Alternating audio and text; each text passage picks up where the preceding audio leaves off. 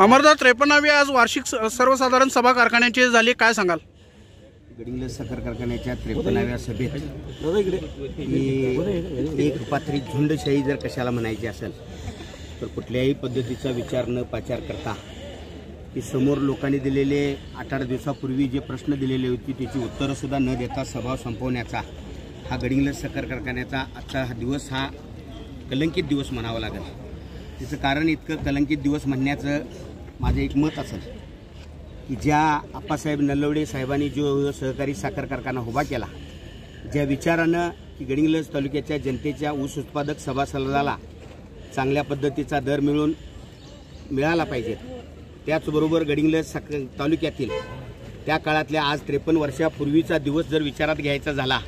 तर दृष्टी अशी होती की माझ्या दारिद्र्य रेषेच्या कुटुंबातल्या लोकांना नोकऱ्या लागून त्या कुटुंबांची परिस्थिती सुधारावी। आज एका गोष्टीचा इथं ठराव घेतला, त्याच्याबद्दल आम्हाला गडिंग्लजकरांना म्हणून लाज वाटते, तर दिवस कुठला असेल ज्या हसन मुश्रीफांचं नाव घेऊन जो ठराव घातला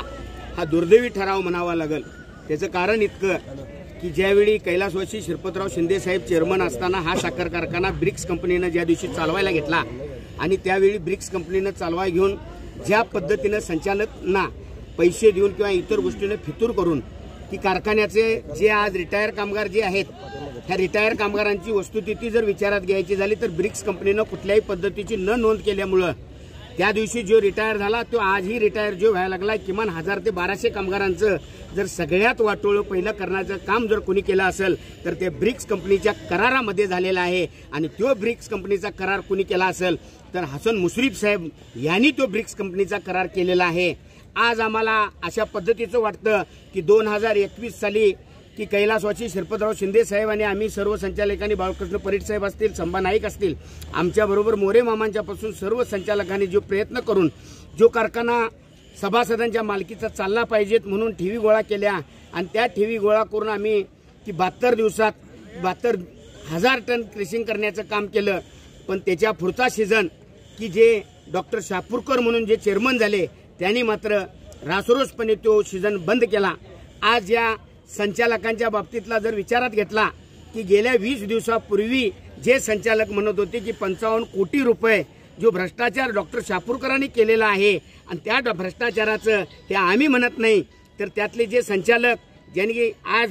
जी सभा घेतली त्या संचालकांनी सांगितलेलं होतं की 55 कोटी हा गडिंग्लज साखर कारखान्यात भ्रष्टाचार झालेला आहे। ह्या जनरल बॉडीच्या निमित्तानं आमचं एक मत होतं, जो तुम्ही 20 दिवसापूर्वी आरोप केलेला होता त्या आरोपाचा उल्लेख करून तुम्ही सांगायला पाहिजे होता की आम्ही ऑडिट मागितले किंवा काय केले, या सगळ्या गोष्टीतनं 55 कोटीची वाटोळ कुठं झालंय हे सांगितलं असता तरी आम्हाला नक्की समाधान झालं असतं। पण सगळ्यात दुर्दैवाची बाब जर कुठली असेल ज्या डॉक्टर शापूरकरांना सुद्धा की शेवटच्या टप्प्यात येऊन जे फायनान्स न देण्याचं काम कोणी केलं, आज माझा नक्कीच या सगळ्या प्रक्रियेला सवाल आहे। आज नोव्हेंबरची 1 तारीख उजाडते आणि अजूनही कारखान्यातल्या एकाही मशीनचा नट खोललेला नाही। ह्या सगळ्या परिस्थितीला नक्कीच ऑक्टोबरच्या 10-15 तारखेपर्यंत सीझन चालू होणार, 1 महिन्याचा पिरियड उरलेला आहे आणि ह्या 1 महिन्याच्या पिरियडमध्ये कारखान्याचा मेंटेनन्स पूर्ण होणार काय? तोडणी वाहतुकीला दिलेली ॲडव्हान्स जी शेवटच्या टप्प्यात तुम्ही दिलाय, इतर कारखान्यांच्याकडनं ॲडव्हान्स घेतल्यामुळं तोडणी वाहतुकीची यंत्रणा तुमच्याकडे तयार होणार काय? ह्या सगळ्या परिस्थितीचा विचार जर घेतला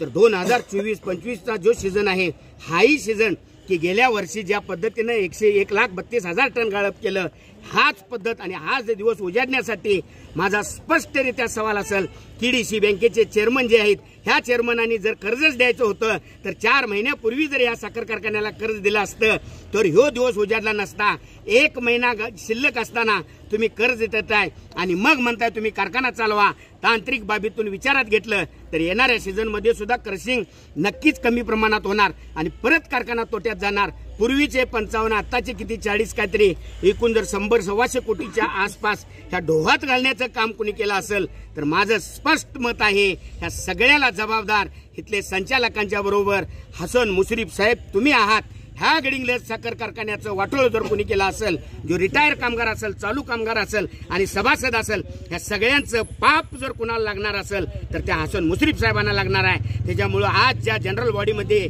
इतर सगळ्यांचे ठराव मान्य आहेत पण हसन मुश्रीफांच्या ठरावाला मी गडिंग्लज साखर कारखान्याचा सभासद या नात्यानं सांगतो की ज्या माणसानं गडिंग्लजचं वाटोळं केलं त्या माणसाचा ठराव जर मानत असाल तर काळभैरव तुम्हाला माफ करणार नाही आणि त्या ठरावाला आमच्या सगळ्यांचा विरोध आहे.